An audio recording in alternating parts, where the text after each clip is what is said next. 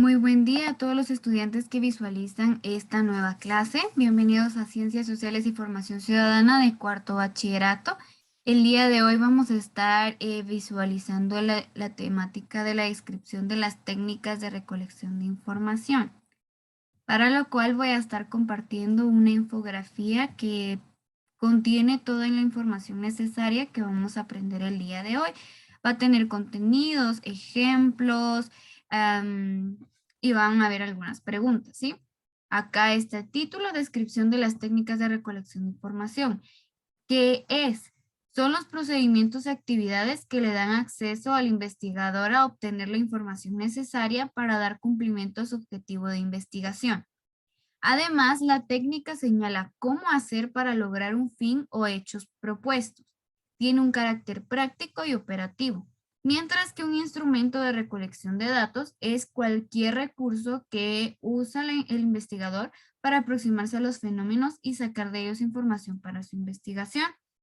Entre estos tipos de técnicas de recolección están las fichas bibliográficas. Esas ya las hemos escuchado mencionar, que son las que constituyen un instrumento imprescindible en el proceso de la investigación, particularmente en la fase inicial de consultar los libros o fuentes principales que forman la base del análisis y la argumentación de trabajo.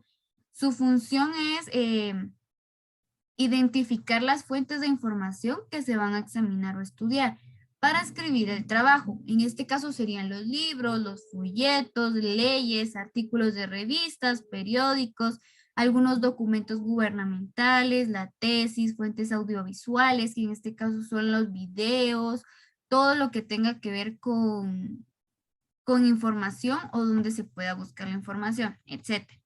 Por lo general, los datos que identifican el documento se recogen en esta tarjeta. La tarjeta es de tamaño de 3 por 5 centímetros o mediante registro electrónico. Se puede hacer en la computadora o ya sea escrito, pero tiene que llevar esta medida, ¿sí? Posteriormente, estos datos servirán de base para elaborar las notas al alcance y bibliografía final de la investigación.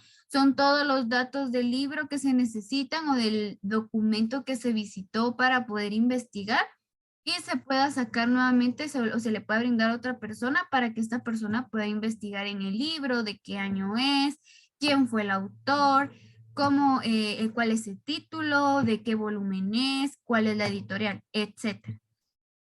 Ahora acá dice, ¿quién clasifica y desclasifica los documentos? Los titulares de las unidades administrativas son los responsables de clasificar y desclasificar los documentos que obran en sus archivos.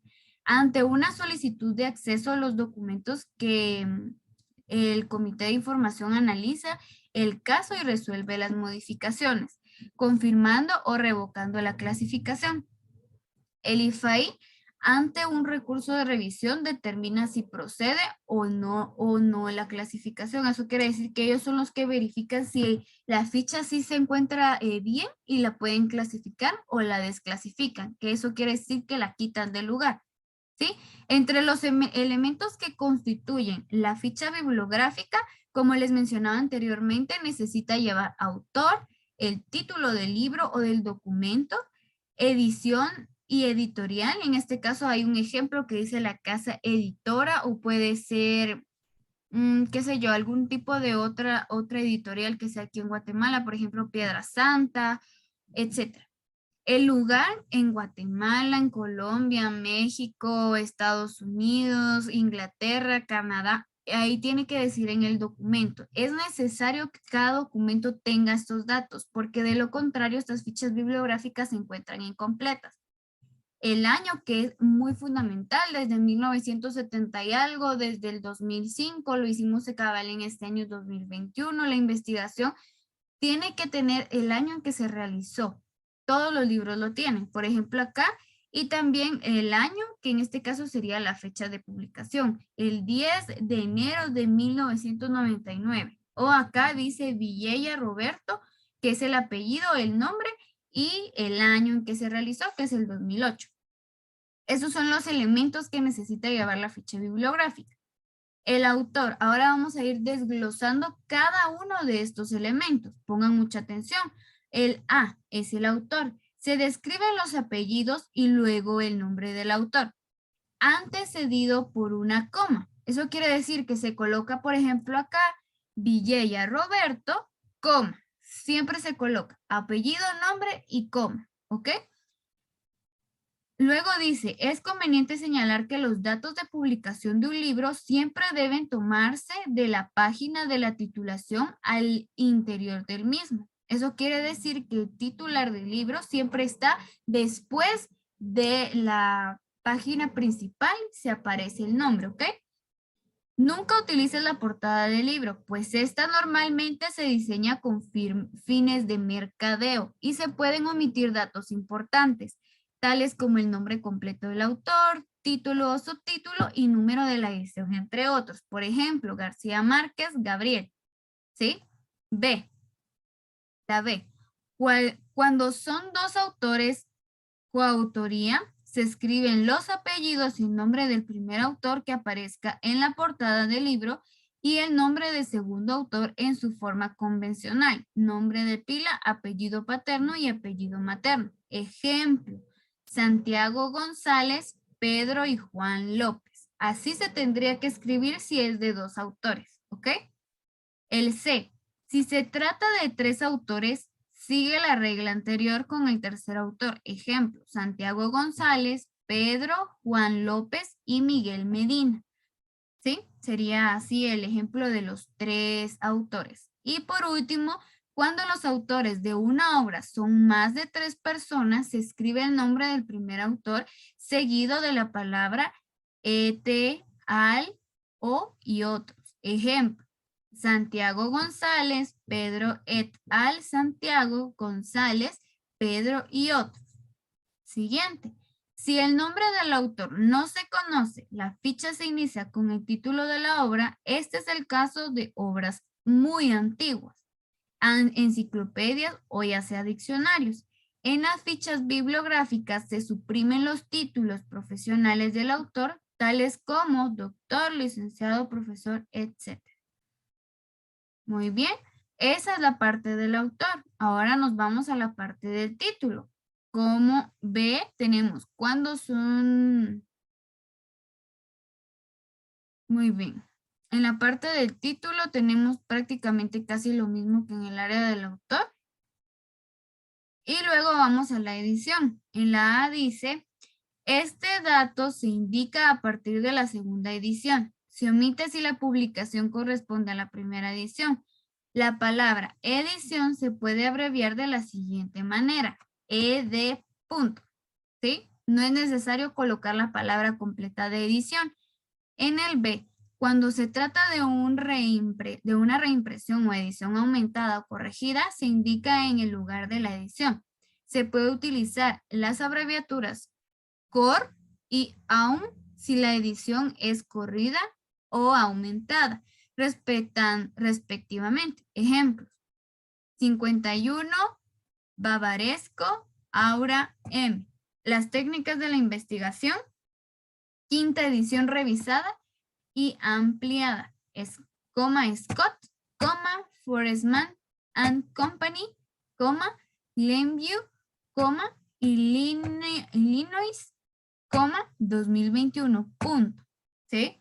El segundo ejemplo es de García de Serrano, Irma, punto, manual para la preparación de informes y tesis, punto, reimpresión de la primera edición de 1961, editorial de la Universidad de Puerto Rico, Río Piedras, 1985.